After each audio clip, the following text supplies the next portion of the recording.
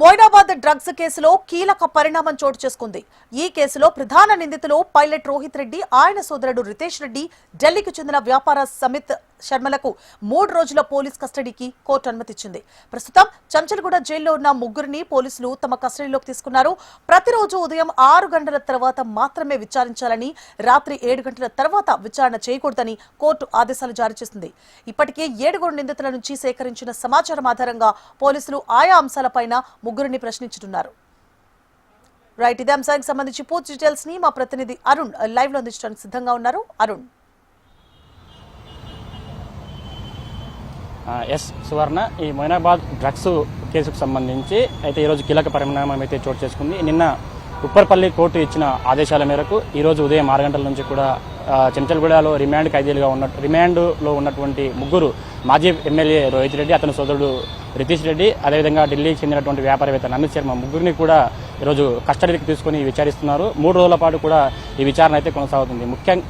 ముఖ్యంగా ఈ 3 రోజుల పాటు జరిగే ఈ విచారణలో భాగంగా శంషాబాద్ రూరల్ పోలీస్ స్టేషన్లో అయితే ఈ విచారణ అయితే కొనసాగుతుంది. దీనికి సంబంధించి కూడా పూర్తి వివరాలు సేకరించేందుకు అయితే సిట్ అధికారులు సిద్ధమయ్యారు. అయితే ముఖ్యంగా ఈ కేసుకు సంబంధించి కూడా రాష్ట్ర ప్రభుత్వం కూడా సీరియస్గా తీసుకుంది. ముఖ్యంగా ఈ డ్రగ్స్ వ్యవహారంలో ప్రజాప్రతినిధులు పట్టుబడడంతో కూడా సీరియస్గా తీసుకున్న నేపథ్యంలో future city CP Sudheer Babu నేతృత్వంలో చేవెళ్ల డీసీపీ యోగేష్ గౌతమ్ ఆధ్వర్యంలో కూడా సిట్ ఏర్పాటు చేసింది. మొత్తం ఈ సిట్ బృందంలో 9 మంది అధికారులతో కూడిన ఈ బృందం కూడా ఇప్పటికే ఏదైతే మొయినాబాద్ ఫామ్ హౌస్ కి సంబంధించి దాదాపు 11 మంది వరకు కూడా డ్రగ్స్ పార్టీలో పాల్గొన్నట్లు గుర్తించారు. ఆ 11 మందిలో 7 మందికి కూడా స్టేషన్ బెయిల్ ఇచ్చి విడిచిపెట్టిన తర్వాత ఫస్ట్ ఆ ముగ్గురు ఎవరైతే ఉన్నారో రోహిత్ రెడ్డి, రితేష్ రెడ్డి, అదేవిధంగా నమిత్ శర్మ, ఈ ముగ్గురిని కూడా నేటి నుంచి కస్టడీకి తీసుకుని విచారిస్తున్నారు. అదేవిధంగా ఈ కేసు జరిగినప్పటి నుంచి కూడా ఇప్పటి వరకు ఏదైతే 7 మంది ఉన్నారో వాళ్ళందరినీ కూడా ఒక్కొక్కరిగా పిలిచి సిట్ అధికారులు విచారణ అయితే చేశారు. వారి నుంచి సేకరించిన సమాచారం ఆధారంగా ప్రస్తుతం ఈ ముగ్గురు ఎవరైతే ఉన్నారో, ముఖ్యంగా farm house owner Rohit Reddy, అతని సోదరుడు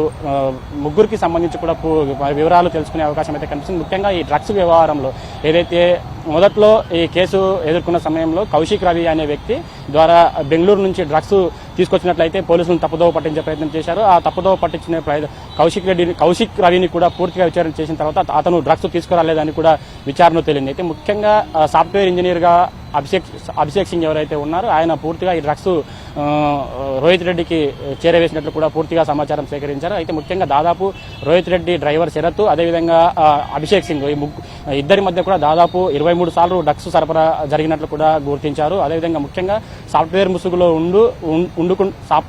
ముసుగులో ఉంటూ ఎక్కువగా ఏదైతే ఎక్కువ డబ్బులు సంపాదించాలనే ఆలోచనలతోనే ఈ అభిషేక్ సింగ్ మరొక 3 వ్యక్తులతో కలిసి డ్రగ్స్ దందాకు తెరలేపినట్లు గుర్తించారు. దాదాపు సంవత్సరం పాటు కూడా ఈ డ్రగ్స్ సరఫరా పెద్ద బడా నాయకులకు అందరికీ కూడా డ్రగ్స్ సరఫరా చేసినట్లు గుర్తించారు. ముఖ్యంగా బెంగళూరు నుంచి ఏదైతే డ్రగ్స్ సరఫరా చేసినట్లయితే గుర్తించారు. ముఖ్యంగా అదేవిధంగా ఈ బెంగళూరుతో పాటు వివిధ రాష్ట్రాలకు, అదేవిధంగా దుబాయ్ కేంద్రంగా కూడా ఈ డ్రగ్స్ సరఫరా కొనసాగుతుందని గుర్తించారు. ముఖ్యంగా రోహిత్ రెడ్డి ఫోన్ కాల్కు సంబంధించి కూడా కాల్ డేటా ఆధారంగా పూర్తి వివరాలు అయితే సేకరించే అవకాశం అయితే కనిపిస్తుంది. ముఖ్యంగా ఫామ్ హౌస్ లో డ్రగ్స్ పార్టీ కొనసాగుతున్న వేళ పోలీసులు తనిఖీలకు వెళ్లిన సమయంలో నమిత్ శర్మ లైసెన్స్డ్ ఉన్న రివాల్వర్ ద్వారా కాల్పులు జరిపే ప్రయత్నం చేశారు. అసలు కాల్పులు జరపడానికి కారణాలు ఏమిటి, కాల్పులు జరపడానికి ఎవరైనా ఆదేశాలు ఇచ్చారనే కోణంలో కూడా నమిత్ శర్మను విచారించనున్నారు. పూర్తిగా ఈ 3 రోజుల పాటు కూడా ఈ డ్రగ్స్ వ్యవహారం పైన కూడా ఎప్పటి నుంచి ఈ డ్రగ్స్ వ్యవహారం జరుగుతుంది, అసలు మొయినాబాద్ ఫామ్ హౌస్ సంబంధించి అక్కడ ఇప్పటి వరకు జరిగిన పార్టీలన్నీ, ఆ పార్టీలన్నింటిలో కూడా ఈ డ్రగ్స్ తీసుకున్నారా లేదా అనే కోణంలో కూడా విచారణ చేయనున్నారు. మొత్తం ఈ విచారణకు సంబంధించిన కేంద్ర ప్రభుత్వం, రాష్ట్ర ప్రభుత్వం పూర్తిగా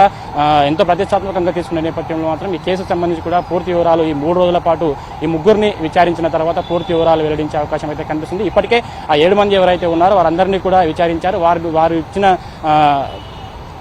వారు ఇచ్చిన వివరణల ఆధారంగానే ఈ ముగ్గురిని విచారణ చేయనున్నారు. ముఖ్యంగా ఈ కేసు సంబంధించి కూడా యోగేష్ గౌతమ్ నేతృత్వంలోని కూడా విచారణ అయితే కొనసాగుతుంది. మొత్తం ఈ ముగ్గురికి సంబంధించి ఇప్పటికే పోలీసులు అయితే కూడా Chevella DCP Yogesh Gautam, grievance group commander M Ravinder Reddy, Shadnagar DCP CH Sirisha, Eagalpur DSP.